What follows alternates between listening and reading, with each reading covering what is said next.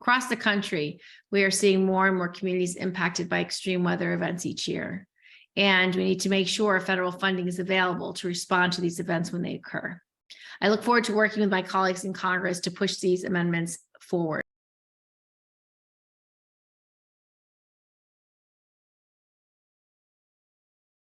Good morning, everyone. Thank you for joining us.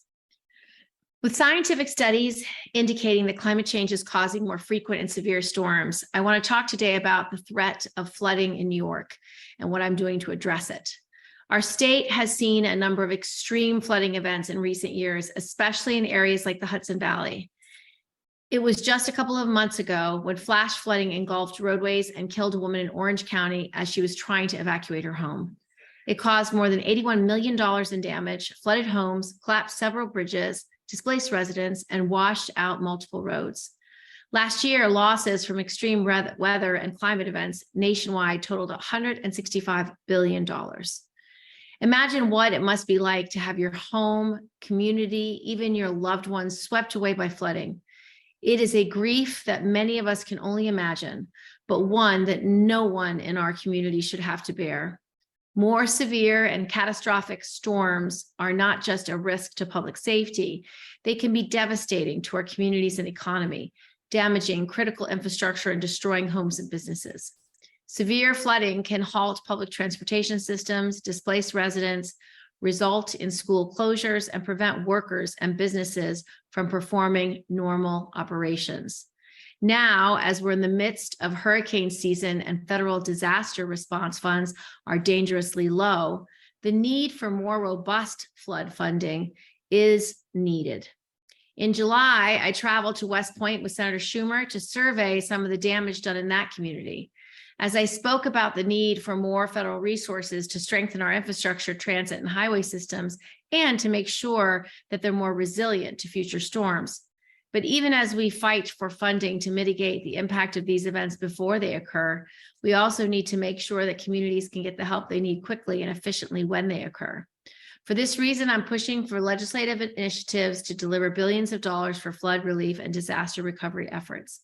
These investments would not only help mitigate the damage caused by these events, but also make it easier for communities to get the help they need when crisis strikes.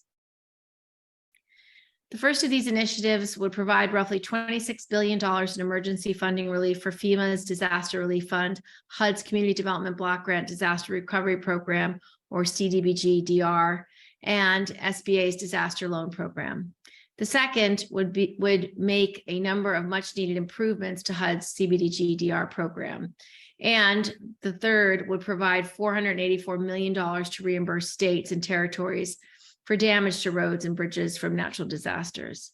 The fourth initiative would provide $100 million to support public transit systems impacted by natural disasters. And the fifth would require USDA to coordinate with FEMA to reduce delays for disaster survivors to receive food benefit assistance under the Disaster SNAP program. Right now, I'm pushing to get these initiatives included in the upcoming government funding package. But if we aren't able to get it into the legislation, I will also push for inclusion in the supplemental funding package. Across the country, we are seeing more and more communities impacted by extreme weather events each year. And we need to make sure federal funding is available to respond to these events when they occur. I look forward to working with my colleagues in Congress to push these amendments forward, and I'm happy to take your questions. Brian O'Neill, WLEA. Hi, Brian. Was the reason for this legislation in part what happened in West Point in July? Yes, that was certainly one of the, but we've had a lot of disasters around the country, as you know. We saw what happened in Hawaii. We saw what happened with fires in California. We saw, the flooding across the entire East Coast. I think Vermont got crushed when we got our big storm that hurt West Point and the surrounding counties. It also destroyed a lot in Vermont. Senator Gillibrand, can you hear me? Yep. Oh, hi. This is Marla Diamond. I'm with 1010 Wins Radio. I did want to ask an off-topic question. unrelated to the flooding. Today, you announced a bipartisan congressional effort to award Billie Jean King the Congressional Medal of Honor. I was Yep. wondering if you could speak about the impetus for that and why you believe that she is deserving of that honor. Well, Billie Jean King, she is an incredible fighter who has spent her life not only achieving great success in tennis, but being a fighter and a champion for equality for everyone. She has worked really hard to fight for pay equity in her own sport in tennis, which has led other sports to also fight for pay equity.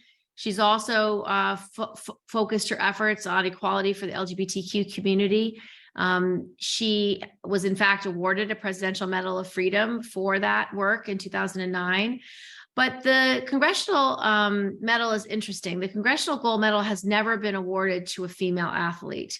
It's been awarded to many male athletes in the past, but never a female athlete. And I think, male athletes that like Jesse Owens, Jackie Robinson, well deserving. But I think what Billie Jean has done for this country is extraordinary. And I think it's important that we recognize it so that we can build on those successes of the past to achieve full equality in society eventually for everyone. Thank you. Senator Terry Frank at Media One in Jamestown. Hi, Terry. Hi, just wanted to, because you had alluded to it earlier talking about the budget. Where are things right now? I know that there's the hang up over Ukraine funding and some other things. Where do things stand? So unfortunately, I think Kevin McCarthy, the speaker, does not have a plan to bring his caucus together to actually pass a budget. The Senate was really effective this year. All 12 appropriations bills were passed were prepared on a bipartisan basis and are ready for votes. We selected 3 to create a minibus to send to the House to try to get at least 3 done. And they've been unable to even do that. So it doesn't look good. I think Speaker McCarthy has completely lost control of his conference. And I think the American people are seeing that Republican control has been devastating. When you shut down a government, it affects the economy significantly. It can cause billions of dollars of damage that never gets restored. And it hurts a lot of workers and a lot of families. So it's one of the reasons why I'm focusing so hard on flipping the House to restore a Democratic majority in the House with my coordinated campaign. You sound pessimistic. Do you think there's going to be a shutdown? I think so. I'm hopeful. I know Senator Schumer is working really hard, trying to work with the speaker on a plan. He's obviously working with Senator McConnell. And so I'm just hoping that Senator Schumer's common sense can prevail with Speaker McCarthy. But he doesn't seem to have control of his caucus, and he's not doing the hard work of creating a bipartisan coalition. Thank you. Anything else? All right. Well, thank you for coming today. And if you have any follow-up questions, just ask Isha. Thank you. Thank you.